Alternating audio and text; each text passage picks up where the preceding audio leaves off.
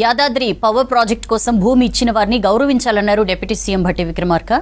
భూ నిర్వాసితులకు సత్వరమే పరిహారం అందించాలన్నారు. 2025 మార్చి నాటికి పవర్ ప్లాంట్లో 4000 మెగావాట్ల విద్యుత్ ఉత్పత్తిని సాధించాలన్నారు మంత్రులు.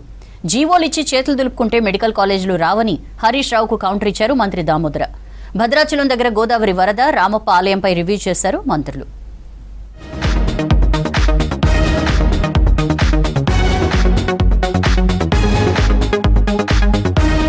యాదాద్రి పవర్ ప్రాజెక్టు కోసం భూమిచ్చిన వారిని గౌరవించాలన్నారు డిప్యూటీ సీఎం భట్టి. మంత్రులు ఉత్తమ్, కోమటిరెడ్డి వెంకటరెడ్డి అర్హులైన వారికి ప్రాజెక్టు ప్రారంభమయ్యేలోపు శిక్షణ ఇచ్చి ఉద్యోగాలివ్వాలన్నారు.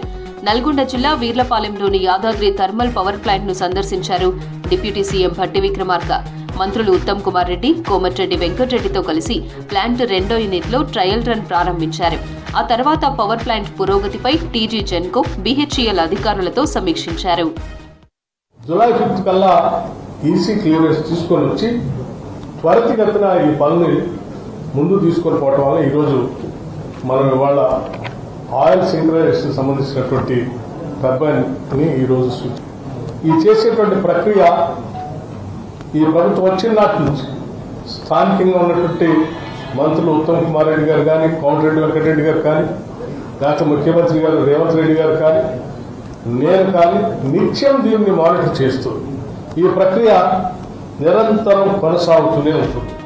2025 మార్చి నాటికి పవర్ ప్లాంట్లో 4000 మెగావాట్ల విద్యుత్ ఉత్పత్తిని సాధించాలన్నారు మంత్రులు. ఎన్నో అడ్డంకులు ఎదురైనా ప్రాజెక్టును సాధ్యమైనంత త్వరగా పూర్తయ్యేలా చూశామన్నారు. ఈ ప్రాజెక్టు కానీ, పులిచింతల పవర్ ప్రాజెక్టు కానీ ల్యాండ్ లూజర్స్ అందరికీ, భూమి కోల్పోయిన వాళ్ళందరికీ కూడా సరి అయిన ఉపాధి కల్పించాలి, ఎంప్లాయ్మెంట్ కల్పించాలని మా విజ్ఞప్తికి వారు అంటే మిగిలిపోయిన వాళ్ళు ఒప్పుకున్నందుకు వారికి ధన్యవాదాలు తెలియజేస్తూ, అదేవిధంగా ఇక్కడ చాలా మంది లోకల్స్, చిన్న చిన్న సబ్ కాంట్రాక్టర్స్, సప్లయర్స్ కి కొంత పేమెంట్స్ పెండింగ్ ఉండే విషయాలు కూడా వారి దృష్టికి తీసుకొచ్చాం. అనుకున్న సమయం దాటిపోయి 4 సంవత్సరాలు అయింది. త్వరగా పూర్తి చేయాలి, లేట్ అయితే ఇంకా రేట్లు పెరిగే అవకాశం ఉంటుందని చెప్పి, కన్స్ట్రక్షన్ కాస్ట్ కూడా పెరిగే అవకాశం ఉంటుందని మేము ఎప్పుడు తరచూ అసెంబ్లీలో కానీ సెక్రటరీల పైన ఫైనాన్స్ డిపార్ట్మెంట్తో పాటు యాదాద్రి ప్లాంట్ను ప్రత్యేక దృష్టి పెట్టి రివ్యూ చేస్తూ ఈరోజు వచ్చే డిసెంబర్ నాటికే 3 యూనిట్లు, మార్చి నాటికి టోటల్ ప్లాంట్ పూర్తి చేసిన వారు చేస్తున్న కృషిని, వారు మన జిల్లాలో ఏర్పాటు చేసే ఈ దీన్ని పూర్తి చేయడానికి కేసీఆర్ కృషితోనే మెడికల్ కాలేజీలకు అనుమతులు వచ్చాయన్న మాజీ మంత్రి హరీష్ రావు వ్యాఖ్యలకు కౌంటర్ ఇచ్చారు మంత్రి. జీవోలు ఇచ్చి చేతులు దులుపుకుంటే కాలేజీలు రావని తెలిపారు మంత్రి దామోదర రాజనరసింహ. గత పాలకులు ఎన్నికల్లో లబ్ధి పొందేందుకు హడావిడిగా 8 మెడికల్ కాలేజీల ఏర్పాటుకు జీవోలు ఇచ్చారని ట్వీట్ చేశారు మంత్రి. మెడికల్ కాలేజీలకు బిల్డింగ్ లేదు, హాస్టల్ లేదు, హాస్పిటల్ లేదు, స్టాఫ్ ను నియమించలేదు, ఎక్విప్మెంట్ కొనలేదని, కానీ కాలేజీలు ఏర్పాటు చేశామని బీఆర్ఎస్ నేతలు డబ్బా కొట్టుకున్నారని విమర్శించారు.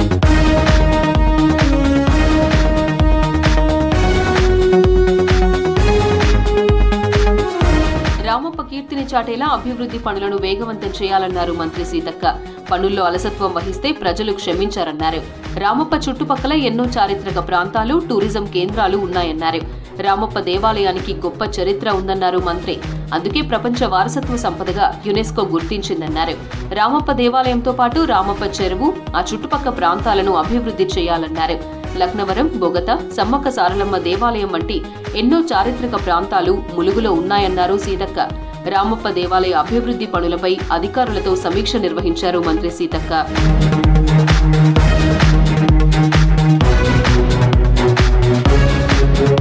మంత్రులు శ్రీధర్ బాబు, సీతక్క ఆధ్వర్యంలో సచివాలయంలో భేటీ అయింది మంత్రివర్గ ఉపసంఘం. విద్యా వ్యవస్థలో తీసుకురావాల్సిన సంస్కరణపై చర్చించారు మంత్రులు. కోచింగ్ సెంటర్ల నిర్వహణపై కేంద్రం మార్గదర్శకాలను అమలు చేయాలని కేబినెట్ సబ్ కమిటీ నిర్ణయం తీసుకుంది. ఇటీవల కోచింగ్ సెంటర్ల నిర్వహణపై కేంద్ర మార్గదర్శకాలు రాష్ట్రంలో అమలు కాకపోవడంపై కేంద్రం సీరియస్ అయింది. దీంతో దీనిపై చర్చించారు మంత్రులు. భద్రాద్రి కొత్తగూడెం జిల్లా భద్రాచలం దగ్గర ఉధృతంగా ప్రవహిస్తున్న గోదావరి వరదపై మంత్రి తుమ్మల నాగేశ్వరరావు సమీక్ష నిర్వహించారు. ఆర్డీఓ ఆఫీసులో ఇరిగేషన్, పంచాయతీ, ఆర్ఎండ్బీ అధికారులతో సమావేశమయ్యారు. వరద సహాయక చర్యలు వేగవంతం చేయాలని ఆదేశించారు. విరిగిపడ్డ విద్యుత్ స్తంభాలు, ధ్వంసమైన రోడ్లను త్వరితగతిన మరమ్మతు చేయాలన్నారు. అంతకుముందు గోదావరి వరద ఉధృతిని, కొత్త కరకట్ట నిర్మాణ పనులను పరిశీలించారు. అధికారులు అప్రమత్తంగా ఉండాలని, ఎప్పటికప్పుడు సమాచారాన్ని అప్డేట్ చేస్తూ ఉండాలని సూచించారు.